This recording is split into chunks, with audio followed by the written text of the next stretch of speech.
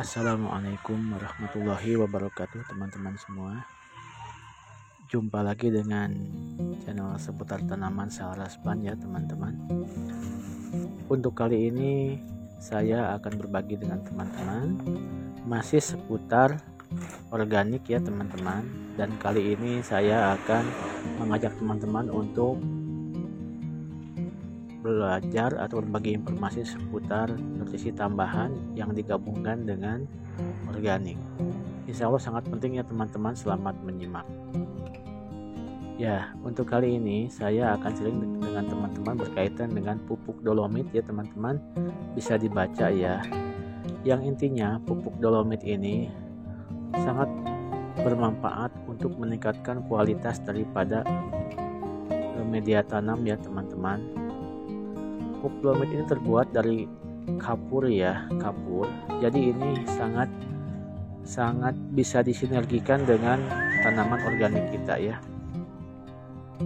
Dalam pupuk organik ini terdapat kandungan mangan dan kalsium itu kurang lebih disesuaikan dengan persentase masing-masing bawaannya ya teman-teman.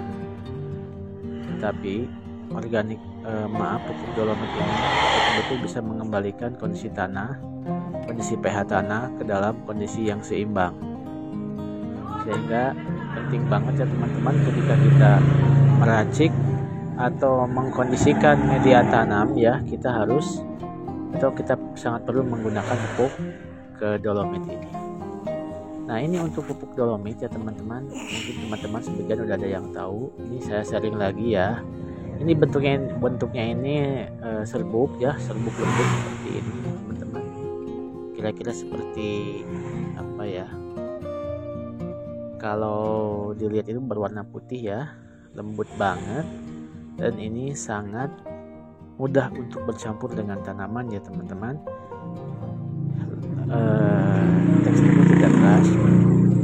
Ketika dikasih air juga ini bisa langsung hancur ya, dan bisa bercampur dengan tanah dan menyerap tanah ya teman-teman. Nah, seperti ini posisinya. Nah, ini adalah terbuat dari kapur yang dihancurkan ya teman-teman, untuk keperluan pertanian ataupun untuk keperluan perikanan dan lain-lain. Biasanya kalau di pasaran untuk pupuk dolomit ini dijual, ada juga yang jual dalam bentuk bungkusan 1 kilo ya teman-teman. Ini harganya sangat murah banget ya teman-teman, karena 1 karung pupuk dolomit itu harganya adalah Rp25.000 ya.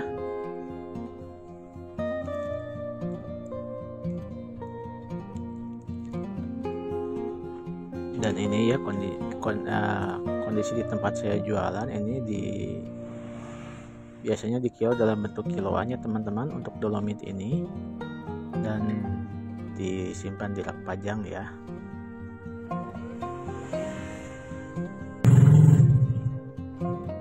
Baik ya teman-teman, untuk ke informasi selanjutnya, untuk komposisi pertama ya dolomit ini ketika diracik dengan tanaman ya, ataupun bisa diracik untuk untuk kolam yang sudah diambil ikannya atau sudah dihabiskan airnya. Biasanya ada beberapa racikan. Nah, untuk kapur dolomit ini biasanya kalau untuk kolam itu dicampur dengan garam ya, garam kasar atau garam krosok. Nah, seperti ini dengan komposisi 1:1 ya teman-teman. Nah, selanjutnya untuk campuran tanaman, biasanya untuk dolomit ini dicampurkan dengan pupuk organik ya, pupuk organik mau buatan ataupun mau yang sudah tersedia di pasaran ya teman-teman, dan suka ditambahkan dengan NPK ya, dengan NPK ya teman-teman.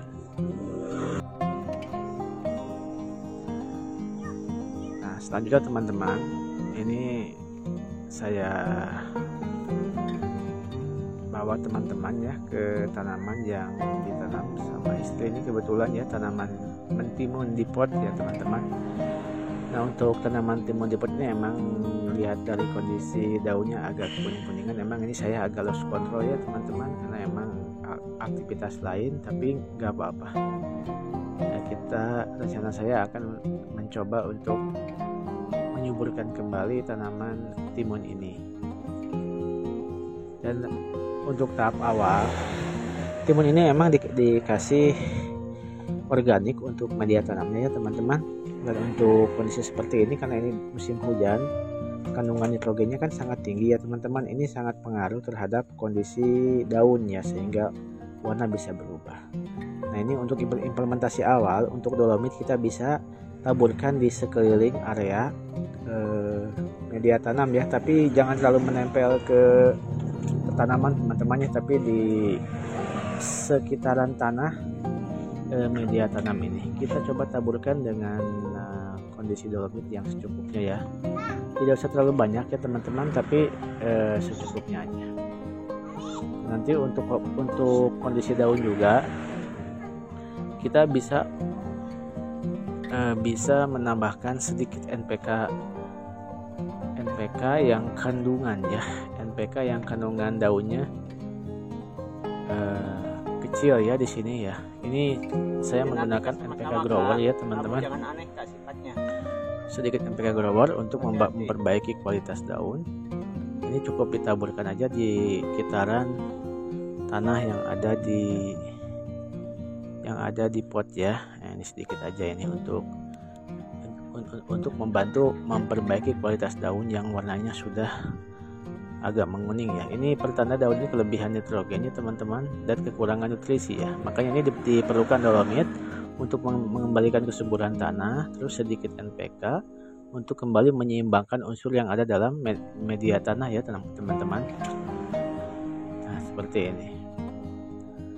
Ini udah cukup ya untuk implementasi pertama dari dolomit ya teman-teman. Selanjutnya untuk yang kedua, implementasi dengan media tanam tanah yang emang belum ditanam ya teman-teman. Ini ada satu bakul media tanah ya yang sudah disiapkan oleh saya ya. Ini media tanahnya sengaja dibiarkan dulu, dan untuk supaya media tanahnya lebih berkualitas ditambahkan dolomit. Ini dolomit untuk satu media tanah seperti ini kita bisa memasukkannya sekitar 1-2 sendok bangunan ini ya teman-teman. Kita tinggal aduk seperti ini, kita campurkan dengan rata dan aduk seperti ini. Kalau kurang atau lebihnya kita bisa lihat dari hasil adukannya setelah diaduk. Bila mana ada bagian yang belum campur dengan dolomit, nanti kita bisa tambahkan dolomitnya ya teman-teman. Tapi kalau sekiranya udah cukup, ya udah kita tinggal mengaduk aja dengan sampai rata ya. Sehingga antara media tanah dengan organiknya dengan dolomitnya bisa tercampur dengan rata ya teman-teman. Nah, seperti ini. Media tanahnya udah cukup rata ya teman-teman. Saya pikir ini udah cukup ya teman-teman. Jadi untuk dolomit ini sangat penting ya sekali lagi buat tanaman, dan silakan untuk diimplementasikan. Terima kasih ya teman-teman, sampai ketemu lagi. Wassalamualaikum warahmatullahi wabarakatuh.